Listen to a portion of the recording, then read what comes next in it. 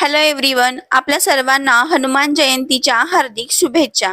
आज आपण अशा एका महान देवतेचा जन्मोत्सव साजरा करणार आहोत, ज्यांनी आपल्या अपार शक्तीने, निष्ठेने आणि भक्तीने संपूर्ण जगाला प्रेरणा दिली. ते म्हणजे हनुमानजी. हनुमानजी हे केवळ शक्तीचे प्रतीक नाही, तर ते बुद्धी, विनम्रता आणि समर्पण यांचे उत्तम उदाहरण आहेत. ते प्रभू श्रीराम यांचे परमभक्त आहेत आणि त्यांनी आपल्या आयुष्याचा प्रत्येक क्षण प्रभू रामांच्या सेवेसाठी अर्पण केला. रामायणामध्ये आपण पाहिले की हनुमानजी समुद्र ओलांडून माता सीतेचा शोध लावला, लंकेला जाळले आणि लक्ष्मणाच्या जीवनासाठी संजीवनी आणली. ही केवळ ताकदीची नाही, तर धैर्य आणि बुद्धीची ही गोष्ट आहे. आजच्या काळात हनुमानजी आपल्याला काय शिकवतात, तर आपल्या शक्तीचा वापर नेहमी चांगल्या कामासाठी करावा, अहंकार न ठेवता नम्र राहावे आणि आपल्या ध्येयासाठी पूर्ण प्रामाणिकपणे प्रयत्न करावे. हनुमान जयंती हा फक्त सण नाही, तर आपल्या जीवनात सकारात्मक बदल घडण्याची एक संधी आहे.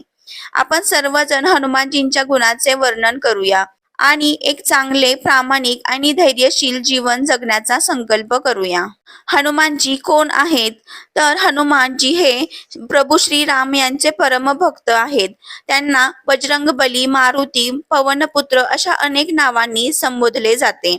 त्यांच्यामध्ये असलेले गुण अपार शक्ती, बुद्धिमत्ता आणि निष्ठा आणि भक्ती, तसेच संकटमोचन म्हणजे संकट दूर करणारे आहेत. त्यांच्या जन्माची कथा जाणून घेऊयात. हनुमानजींचा जन्म अंजनी माता आणि केसरी यांच्या पोटी झाला.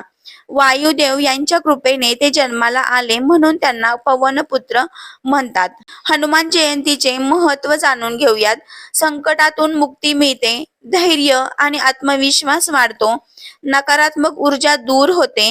यासाठी एक खास मंत्र आहे, ओम हनुमंते नमः, ओम हनुमंते नमः, ओम हनुमंते नमः. या मंत्राचा जप करावा किंवा बजरंगबली की जय असे म्हणावे.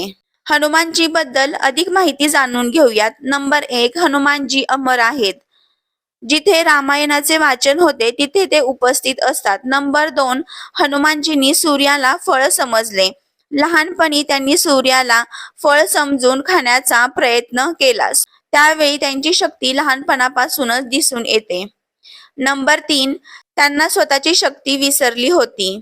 एका ऋषींनी शाप दिल्यामुळे हनुमानजींना त्यांची शक्ती आहे हे विसरून गेले होते, पण त्यावेळी योग्य वेळी त्यांना आठवण करून दिल्यावर त्यांनी मोठमोठी कामे केली. याचाच अर्थ आपल्यातही क्षमता असते, फक्त विश्वास हवा. नंबर 4, हनुमानजींना सिंदूर का लावतात? एकदा त्यांनी पाहिले की माता सीता कपाळावर सिंदूर लावतात. त्यांना विचारले की हे तुम्ही का लावता? तर त्यांना उत्तर मिळाले की रामांच्या दीर्घायुष्यासाठी मी हे सिंदूर लावते. मग हनुमानजींनी संपूर्ण शरीरावर सिंदूर लावला. नंबर 5, हनुमानजी ब्रह्मचारी आहेत. त्यांनी आयुष्यभर ब्रह्मचर्य पाळले, म्हणून त्यांना संयम आणि नियंत्रणाचे प्रतीक मानले जातात. नंबर 6, हनुमानजीचे हृदय उघडण्याची कथा. त्यांनी छाती फाडून दाखवली होती की त्यांच्या हृदयात राम, सीता आहेत. हाच तर भक्तीचा सर्वोच्च स्तर आहे. जिथे विश्वास आहे तिथे हनुमान आहेत. शक्ती आणि भक्ती म्हणजेच हनुमान. संकटात फक्त एकच नाव घ्या, बजरंगबली हनुमान. सर्व संकटे दूर होतात.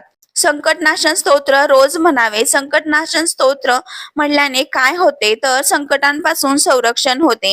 हे स्तोत्र नियमित म्हणल्याने मानसिक आणि शारीरिक अडचणी कमी होतात, तसेच भीती आणि नकारात्मकता दूर होते. अचानक वाटणारी भीती, चिंता, मनामध्ये वाईट येणारे विचार कमी होतात. मन शांत आणि स्थिर होते. आत्मविश्वास आणि धैर्य वाढते. हनुमान हे शक्ती आणि धैर्याचे प्रतीक आहे, त्यामुळे स्तोत्र म्हटल्याने आपल्यातही ती ऊर्जा येते.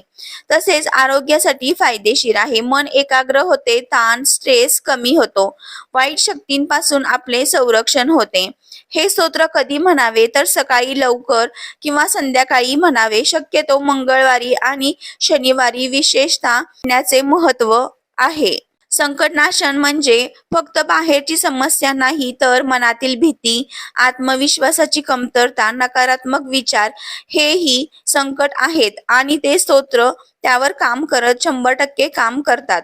जिथे विश्वास आहे तिथे संकटनाशन मारुती आहेत. तुम्हाला ही हनुमानजीची माहिती आवडली असेल तर प्लीज आपल्या व्हिडिओला लाईक करा, शेअर करा, सबस्क्राईब करा. धन्यवाद.